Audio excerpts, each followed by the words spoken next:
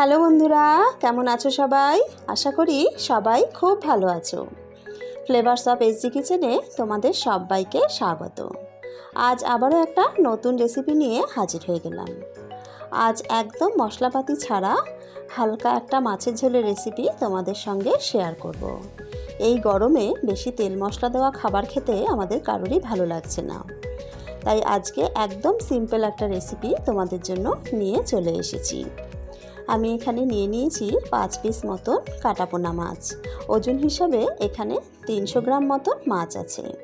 মাছের মধ্যে দিয়ে দিলাম 1 চা চামচ নুন আর দিয়ে দিলাম 1 চা চামচ হলুদ গুঁড়ো। এবার মাছের মধ্যে খুব ভালো করে নুন হলুদটাকে মাখিয়ে নেব। সমস্ত মাছের মধ্যে খুব ভালো করে নুন হলুদ মাখিয়ে নিয়েছি। এইভাবে চাপা দিয়ে মাছটা 5 মিনিট রেখে দেব। 5 মিনিট পর কড়ায় দিয়ে দিলাম বেশ কিছুটা সর্ষের তেল। তেলটাকে খুব ভালো করে গরম করে নেব। তেল খুব ভালো মতন গরম হয়ে গেছে। এবার এক এক করে মাছের পিসগুলো ছেড়ে দিলাম। মিডিয়াম ফ্লেমে একটা পিঠ 2-3 মিনিট ভেজে নেব। 2-3 মিনিট মতন এক পিঠটা ভেজে নিয়েছি।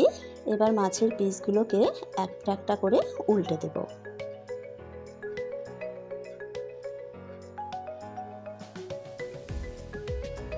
মাছের পিসগুলোকে উল্টে দেওয়ার পর অপর পিঠটাকেও কিন্তু 2-3 মিনিট মতো ভেজে নেব। দুটো পিঠই 2-3 মিনিট করে ভেজে নিয়েছি। দেখো মাছগুলো বেশ সুন্দরভাবে ভাজা হয়ে গেছে। এবার মাছগুলো তুলে নেব। যেহেতু সবজি দিয়ে মাছের পাতলা ঝোল তৈরি করব, তাই খুব বেশি লাল করে বা কড়া করে কিন্তু মাছগুলো ভাজার একদমই দরকার নেই। হালকা করে ভাজলেই হবে। মাছগুলো তুলে নেওয়ার পর এই মাছ ভাজা তেলের মধ্যে এবার কিছু বড়ি ভেজে নেব। আমি এখানে কিছু বিউলির ডালের বড়ি নিয়েছি। বড়িগুলোকে লাল করে ভেজে নেব। আমি এখানে বিউলির ডালের বড়ি ব্যবহার করেছি। তোমরা চাইলে কিন্তু যে কোনো ধরনের বড়ি ব্যবহার করতে পারো। বড়িগুলো লাল করে ভেজে নিয়ে তুলে নিলাম। এবার দিয়ে দিলাম কিছু পটল। আমি এখানে 4টে পটল অল্প অল্প করে খোসা ছাড়িয়ে নিয়েছি। তারপর 2 টুকরো করে কেটে নিয়েছি। পটলগুলোকেও বেশ লালচে করে ভেজে নেব। দেখো পটলগুলোকেও 2 পিঠটা বেশ লাল লাল করে ভেজে নিয়েছি। এবার পটলগুলো তুলে নেব।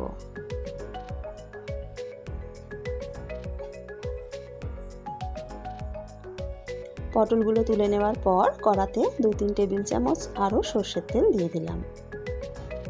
তেলটাকে খুব ভালো করে গরম করে নিয়ে ফোড়নের জন্য দিয়ে দিলাম 1/2 চা চামচ গোটা জিরে। জিরেটাও দেখো বেশ লাল হয়ে এসেছে। এবার এর মধ্যে দিয়ে দিলাম আলু। দুটো বড় বড় সাইজের আলুকে খোসা ছাড়িয়ে লম্বা লম্বা করে কেটে নিয়েছি। আলুগুলো 2-3 মিনিট মতো ভেজে নেব। মিনিট 2-3 মতন আলুগুলোকে নাড়াচাড়া করে ভেজে নিয়েছি। এবার এর মধ্যে দিয়ে দেব কিছু বরবটি। বরবটিগুলোকেও 1 আঙুল সমান লম্বা করে কেটে নিয়েছি। আলুর সাথে আরও মিনিট খানেক বরবটিগুলো ভেজে নেব। আরও মিনিট খানেক মতন বরবটি দিয়ে আলুর সাথে ভাজা ভাজা করে নিয়েছি। এবার এর মধ্যে দিয়ে দেব 1 চা চামচ আদা বাটা।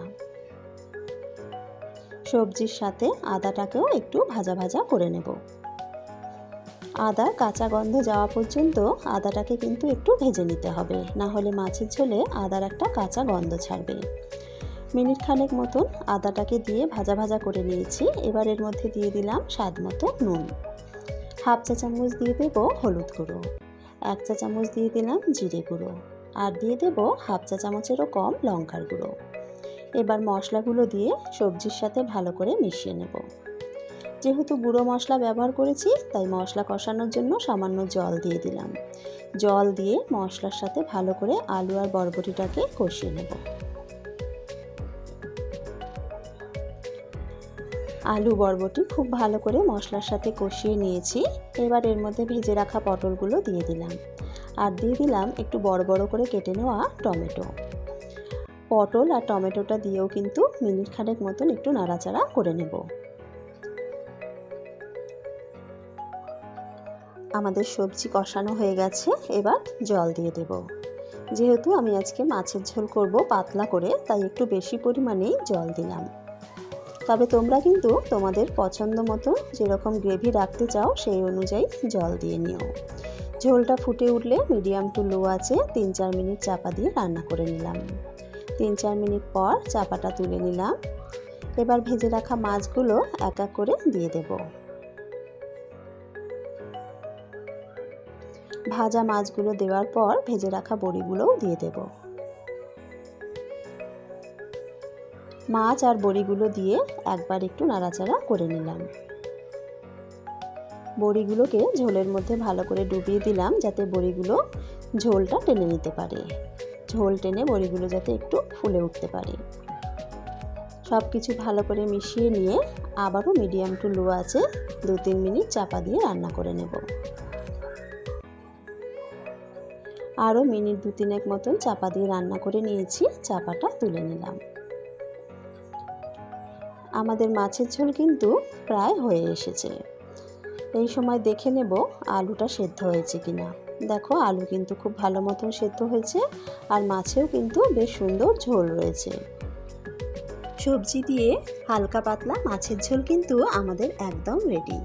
এই তপ্ত গরমে দুপুরবেলা ভাতের সাথে এইরকম একটা সবজি দেওয়া পাতলা মাছের ঝোল থাকলে পুরো ভাত কিন্তু এই মাছের ঝোল দিয়েই তৃপ্তি করে খাওয়া হয়ে যাবে। তোমরা কিন্তু এইভাবে একবার মাছের ঝোল ট্রাই করে বাড়িতে দেখতে পারো, খেতে কিন্তু অসাধারণ লাগে। আমার আজকের এই মাছের ঝোলের রেসিপিটা তোমাদের কেমন লাগলো অবশ্যই কিন্তু কমেন্টস করে জানিও। যদি রেসিপিটা ভালো লেগে থাকে তাহলে একটা লাইক করে দিও, শেয়ার করে দিও বন্ধুবান্ধবের সাথে। আমার চ্যানেলের পাশে থাকতে প্লিজ চ্যানেলটা সাবস্ক্রাইব করে বেল আইকনটা প্রেস করে দিও। আজকের ভিডিও এখানেই শেষ করছি। আবারও হাজির হয়ে যাব অন্য একটা নতুন রেসিপির সাথে।